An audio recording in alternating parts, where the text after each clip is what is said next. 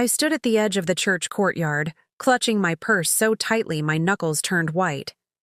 The bells rang, laughter floated through the air, and every smiling face reminded me of the life I had lost. I should have been inside, walking toward him in a white dress. But instead, I was outside, watching the man I once loved exchange vows with someone else. I thought I had left him for freedom, for excitement. For months, I had convinced myself the new man in my life was the better choice. But the truth was ugly. I had cheated first. My heart raced with shame as I remembered the lies I told, the secret nights I spent trying to escape the marriage I no longer appreciated. I had betrayed him. And for what? Daniel had been quiet, patient, always giving more than I realized. I took his love for granted, assuming it would always be there. I believed his steady nature was boring, his loyalty predictable, his affection something I could replace. And then I found Tom, the coworker who made my heart skip in ways Daniel never had. At least, that's what I told myself. For weeks, I balanced lies and stolen moments, convincing myself that passion equaled happiness. The thrill of secrecy made me feel alive, but it also carved a hollow inside me that grew with every deceitful whisper. And then the day came when I walked away entirely, leaving Daniel blindsided, alone, and unsuspecting of how much I had betrayed him. The first months were intoxicating. Tom seemed exciting, dynamic, the embodiment of everything I had imagined. My friends praised my courage, saying I had chosen my own happiness. But the excitement faded faster than I could grasp. The passion was fleeting, the romance superficial, and I began to notice cracks I had never imagined. Meanwhile, Daniel's life didn't crumble as I had expected. At first, yes. His business stumbled, the quiet warmth in our home vanished, and I felt a pang of satisfaction seeing him struggle. But he didn't spiral. He adapted, recalibrated, and worked harder than ever. While I chased shallow thrills, Daniel quietly rebuilt the life I had abandoned.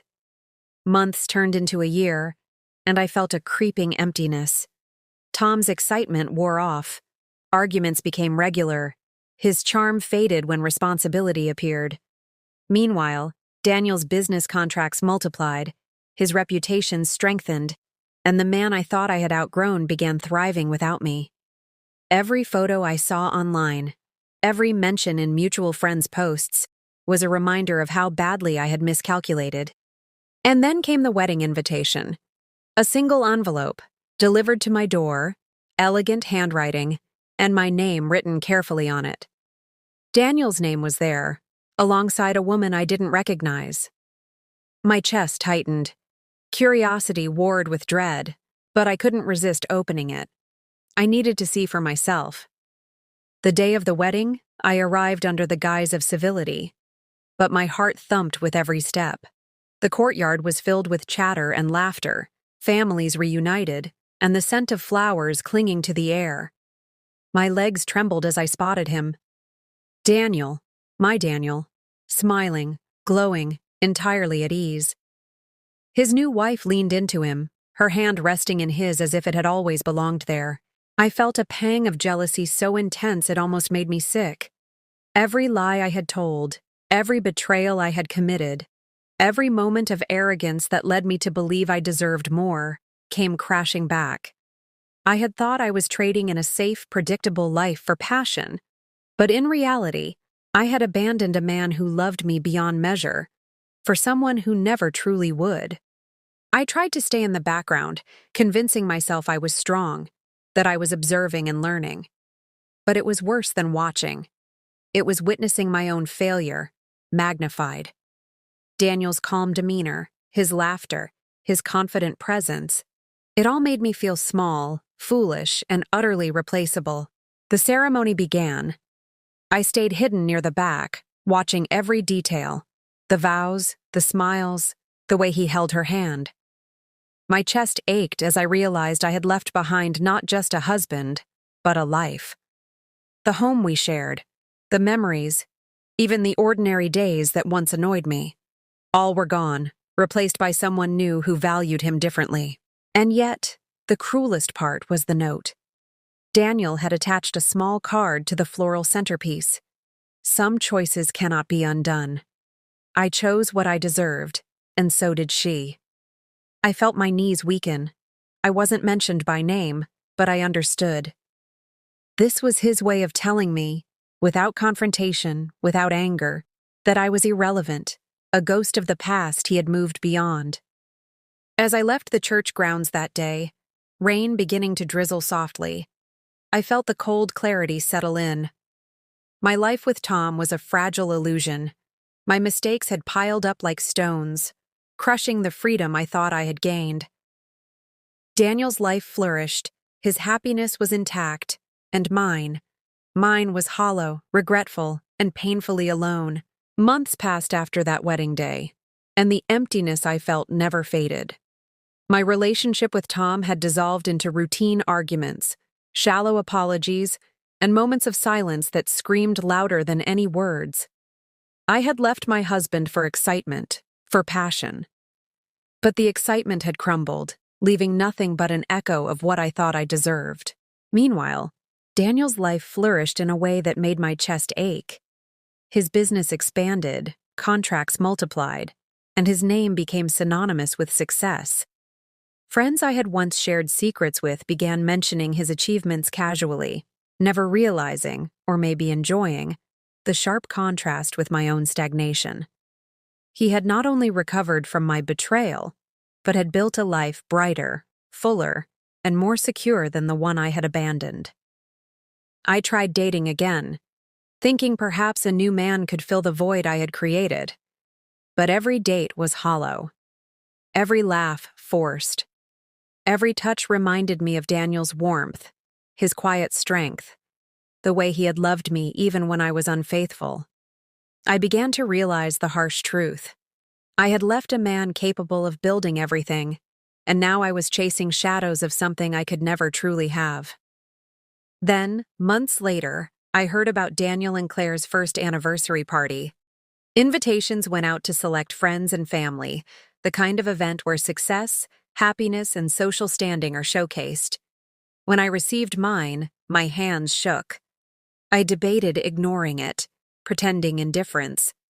But a part of me needed to see him, to confront the reality of my choices.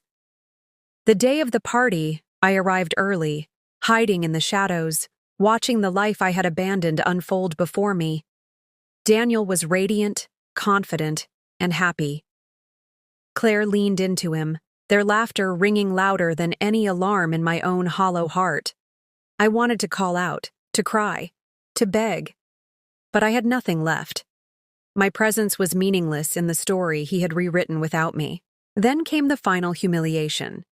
Daniel, ever composed, orchestrated a subtle public statement of his triumph. On a large display near the entrance, where every guest could see, he had pinned a note. "Life teaches us who deserves our love. I chose wisely. Some mistakes cannot be undone, and that's the lesson of the past." I understood immediately. I was the ghost of the past he referenced. My betrayal, my abandonment, my selfish pursuit of excitement, all visible in the subtlest, most cutting way possible. No confrontation, no shouting, no vindictive acts needed. He had moved on, flourished, and shown me exactly what I had lost without lifting a finger. My attempts to speak with him privately were futile. Claire's presence, the way Daniel smiled and held her hand, created an invisible barrier I could not cross. For the first time, I felt completely powerless. He didn't need revenge. His life was the revenge. He didn't need words. His happiness was the statement. Days after the party, I tried one last desperate act. I sent a message, carefully worded, trying to sound composed. "Daniel, I know I was wrong. Can we talk?" The response I received was brief, polite, and devastating in its calmness. "I am happy. I hope you find your own path." Those words, so measured, so serene, were worse than any anger or insult. They confirmed what I already knew. I had no place in his life anymore, no claim to his heart, and no ability to rewrite the past. My life, which I had imagined would be brighter, was only a series of regrets and failed attempts to reclaim what I had thrown away. The nights were hardest. I would lie awake, staring at the ceiling, thinking of what could have been. Every mistake, every lie, every betrayal replayed endlessly in my mind. I had thought I deserved better, but in truth, I had lost the only thing that truly mattered. And watching him thrive, surrounded by loyalty, love, and the family I had once hoped to share, made the emptiness in my chest unbearable. Eventually, I accepted that some things cannot be undone. Some decisions close doors forever, and some people move on in ways that leave us behind. I had abandoned Daniel for passion, for something I now realized was fleeting. He had built a life grounded in patience, trust, and perseverance, qualities I had failed to appreciate. Now, 5 years later, I am a stranger to the life I could have had.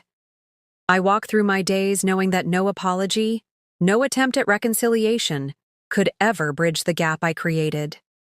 I am left with memories, regret, and the haunting knowledge that the man I betrayed is happy, thriving, and utterly unreachable. And Daniel? He doesn't need to say a word. Every success, every smile with Claire, every moment he shares with people who love him is a quiet, devastating reminder of my own failure. He has the life I gave up, the happiness I abandoned, and the woman who stayed by his side through thick and thin. I am just the shadow of a choice I cannot undo. The lesson is bitter, but it is mine alone. Some mistakes define a lifetime. Some betrayals cannot be repaired. And sometimes, the life you think you deserve is nothing compared to the life you had all along. Have you ever made a choice you regretted forever? Comment below. I want to know if anyone has lived through a mistake like mine. And don't forget to subscribe for more stories of betrayal, regret, and shocking twists.